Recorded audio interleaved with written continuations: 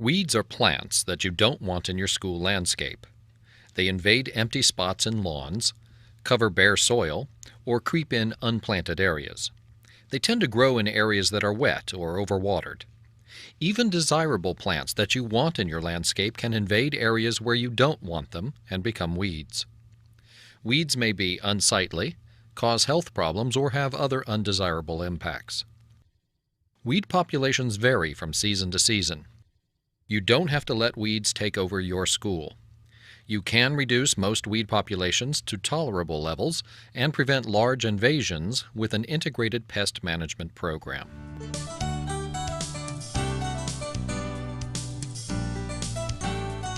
This presentation will show you how to carry out an IPM program for weeds.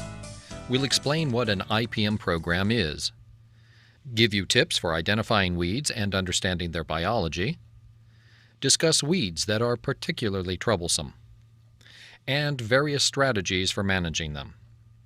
We will stress the importance of prevention, including practices such as hand weeding and cultivation, using mulches, and planting with competitive plants. We will discuss how and when to use herbicides as part of an IPM program. At the end of the presentation, there will be an interactive component that will give you a chance to review and discuss the concepts you've just seen. So let's get started and learn how to manage those weeds. Weeds are managed for a variety of reasons. Weeds can crowd out desirable plants and look untidy, provide hiding places for pests such as insects, rats, and mice, and interfere with other types of pest control operations around structures. Another reason is that some weeds may pose some sort of hazard. Clover in lawns where children play is a concern, since it attracts bees, especially if there are any reports of bee allergies. Other weeds, if left unmanaged in sidewalk cracks or unplanted dry areas, can become tripping or fire hazards. Prickly weeds, such as burr clover, can also be problems. Integrated Pest Management, or IPM, uses environmentally sound yet effective science-based ways to keep pests from annoying you or damaging plants. IPM programs usually combine several pest management practices for long-term prevention and management of pest problems without harming you, the students, or the environment. Pesticides are applied as a last resort, and least toxic methods are used. In an IPM program, the goal is not to completely eliminate all weeds, but to keep them at a level that you can live with. The landscape maintenance supervisor generally decides when management is required, although administrators and others may have a say in the standards. Do you want nice-looking school grounds, but don't have a large staff to keep it tidy? Do you want to save money while protecting the environment? You can do all of this using an IPM approach. Create an IPM-friendly landscape using a combination of preventive methods such as mulches and competitive plantings, and you can stay on top of your weed problems. If you don't plan ahead and prevent weeds from establishing, weeds can get the upper hand. It is important to monitor the school regularly for weeds to see where, when, and which weeds are invading. Knowing what type of weed you have is necessary to determine the best management strategy. There are three general categories of weeds: broadleaves, grasses, and sedges. Broadleaves, such as oxalis, have wide leaves of various shapes with veins branching out in various directions. Grasses, such as Dallas grass and large crabgrass, have narrow leaves with parallel veins arranged in sets of two with round or flattened stems. Sedges, such as yellow nutsedge, have leaves arranged in sets of three, with stems triangular in cross-section. Remember, sedges have edges. It is really important to identify your weed to species so that you can choose the most effective management practice for that weed. Many weeds are similar in appearance but may require a different approach to management. For more information on identifying and managing your weeds, check out the UC IPM website. You'll find several resources available on weed identification, including a pest note series, a weed photo gallery, and a key to weeds in lawns. For even more help in weed identification, take your weed to your local cooperative extension office. The plants that become weeds are successful because they are very competitive and invasive. In addition to common weeds, watch out for invasions of lawn grasses and vigorously growing ground covers into areas of your landscape where you don't want them. Weeds reproduce quickly and spread by seed, or plant parts such as fleshy roots, tubers, or stolons, which are stems that creep along the ground, or rhizomes, which are underground stems. Weeds or other undesirable plants often invade landscapes, gardens, or lawns that are either poorly maintained or not cared for properly. Often identifying the weed present can give you an idea of an underlying problem.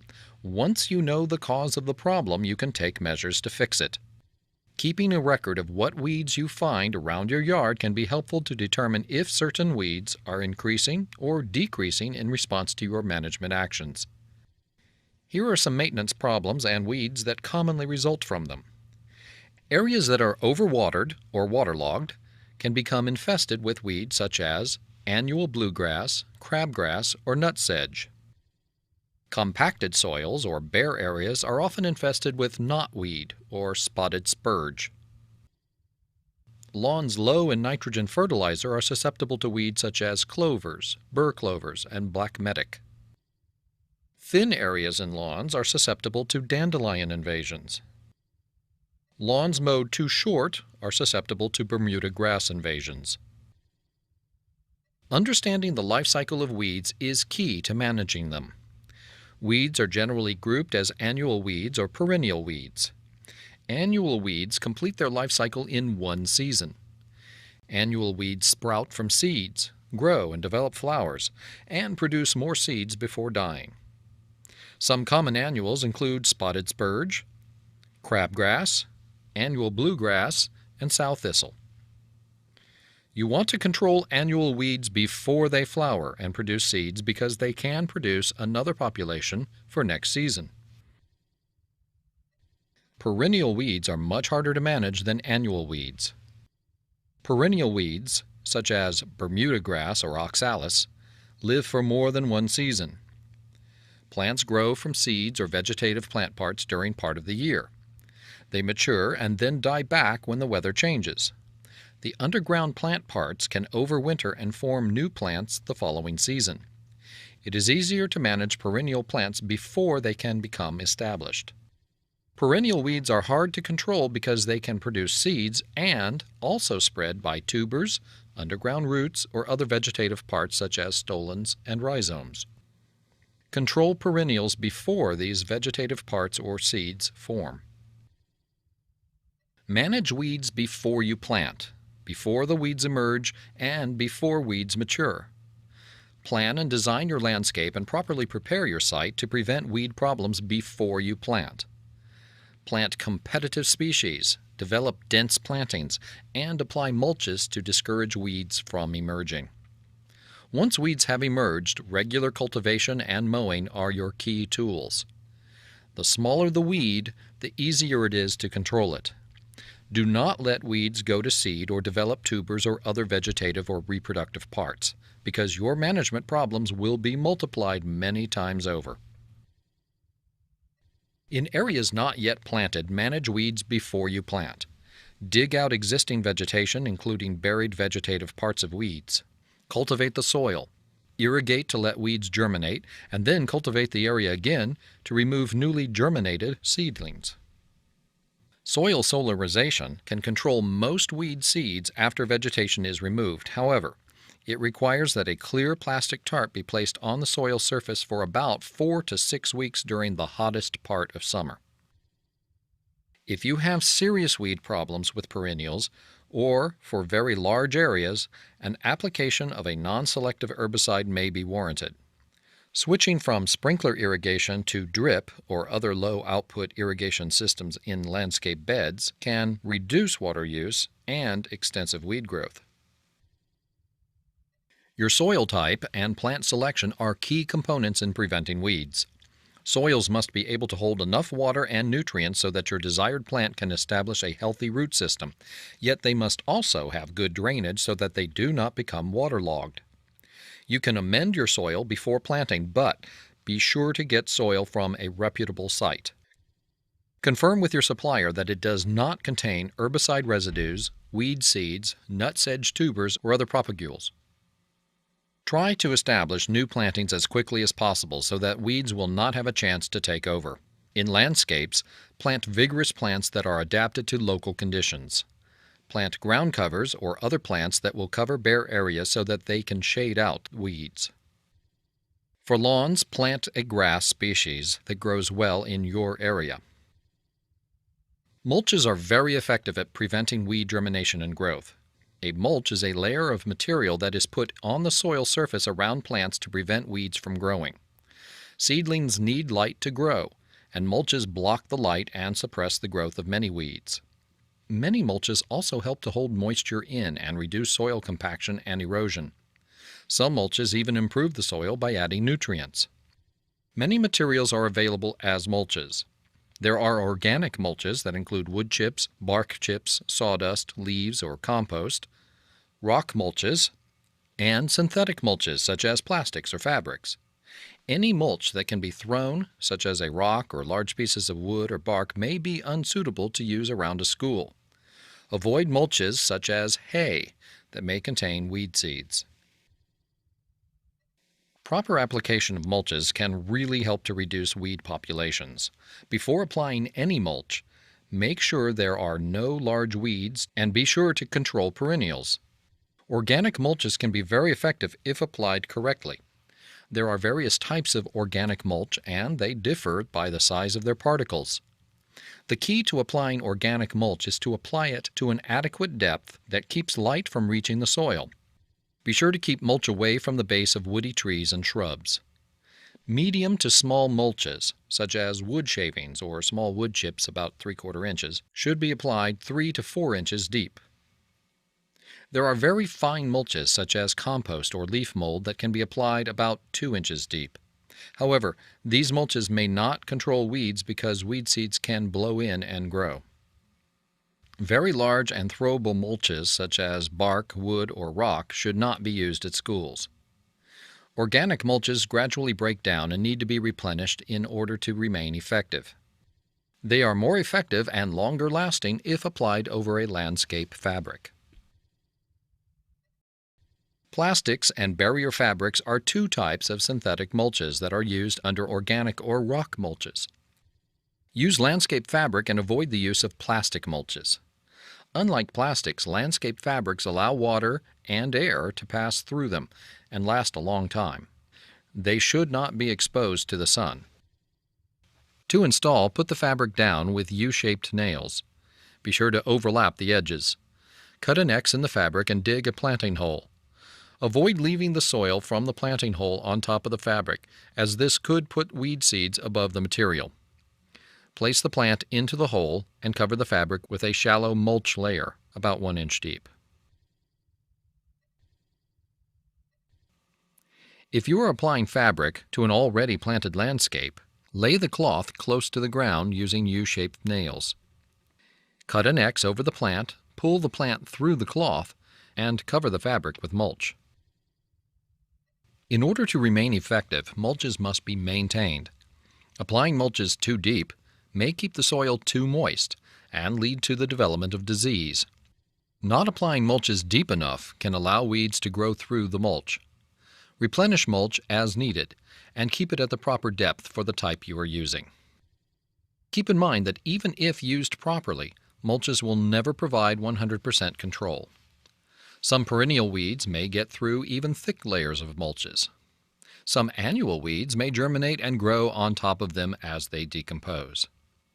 If weeds appear, remove them by hand when they are small and avoid disrupting the mulch. Mulching makes hand weeding easier. You can keep your weeds down if you remove them as soon as you see them. Remove them when they are small, before they have set seed. The easiest way to remove them is to just pull them out. However, hand weeding is not practical for large areas in a school. To control perennial weeds, you must dig up and destroy all roots and underground stems and tubers.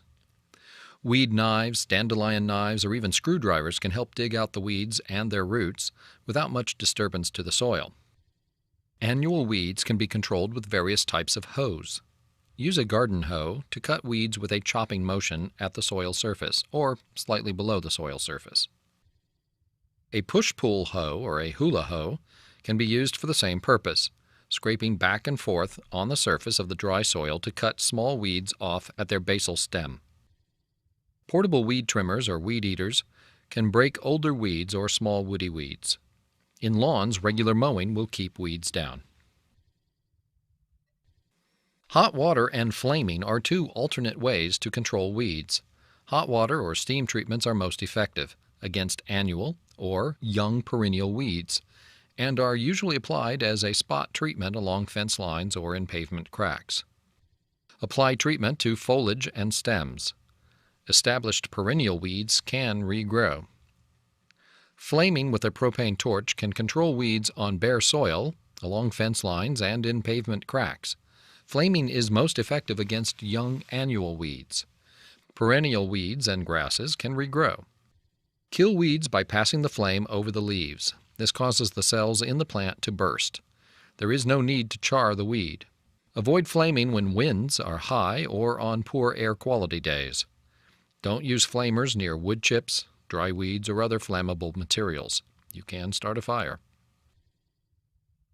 Herbicides are pesticides that are designed to control weeds.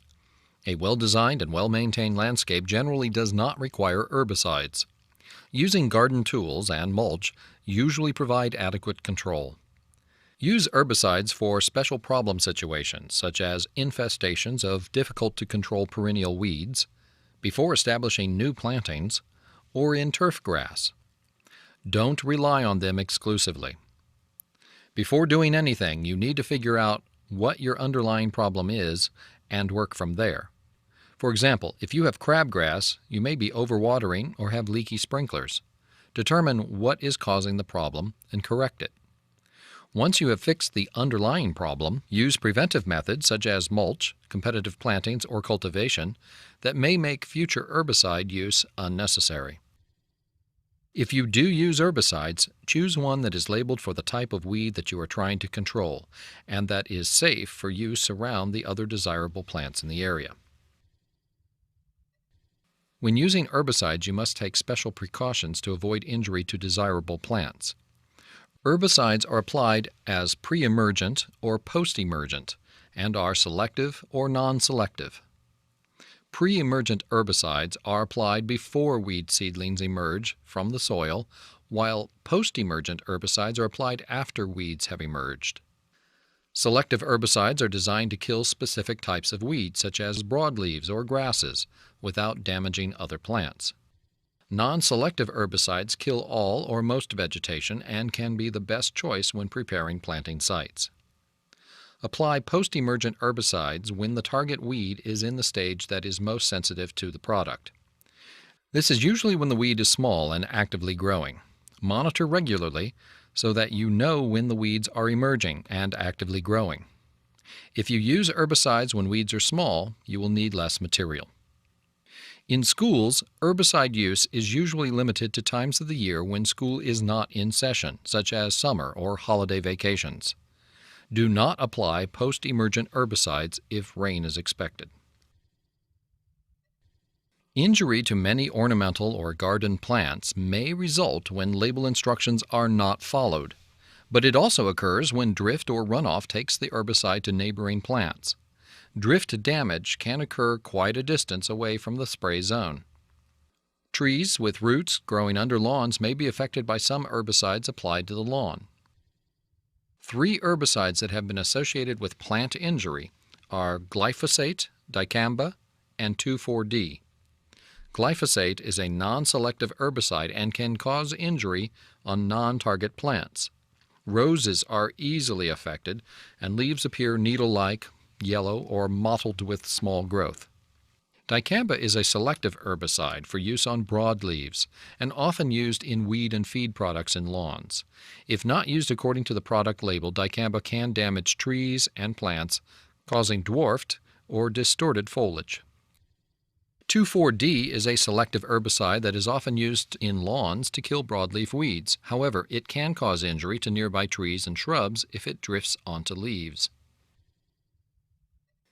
Be sure to use caution before, during, and after using any pesticide. Follow all directions on the product label and wear the proper protective clothing. Check the label for the active ingredient. Make sure it is labeled for the type of weed you are trying to control and that it is registered for the area where you are planning on using it. Only use the amount needed and mix it up appropriately. When using herbicides, avoid washing them into storm drains. Don't apply right before rain is expected and don't over-irrigate. As required by the Healthy Schools Act, be sure to post warning signs where pesticides are applied 24 hours in advance and 72 hours after application. Glyphosate is probably the most common herbicide used around schools. It can kill most weeds, but if not used correctly, it can also damage nearby desirable plants.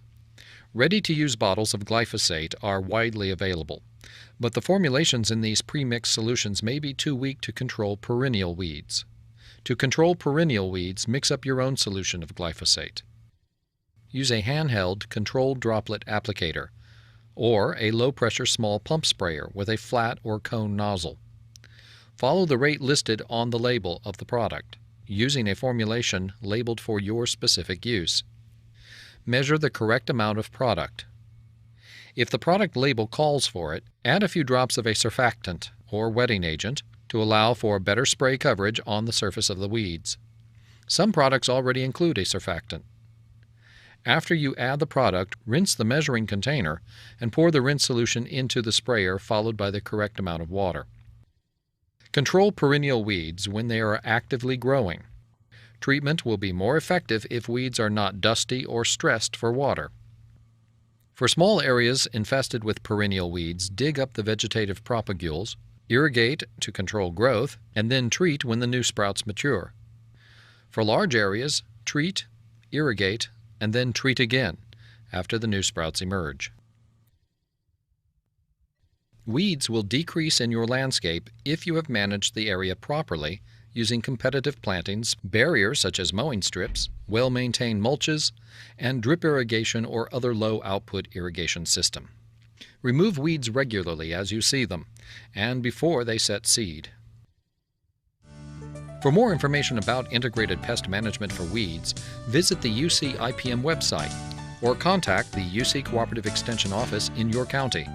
For more information on School IPM, see the School IPM program website of the California Department of Pesticide Regulation.